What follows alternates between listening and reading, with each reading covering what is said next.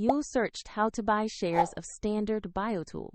Standard Biotool makes laboratory instruments and biotech tools, and it is listed on NASDAQ under the ticker LAB. This video is educational and not financial advice. To buy shares, you need a broker account, and we use eToro as an example to demonstrate the process. After registering, you will need to verify your account, usually by uploading an identity document, and add funds to your balance. Use the platform search bar and type the ticker LAB to find the company. Confirm you have selected the correct Standard Biotool listing before proceeding. Open the asset page to review basic company information and the price chart. Make sure the company details match what you expect to confirm it is the right stock. Tap the Investor Buy button, enter the amount you want to allocate, then review the order details and confirm.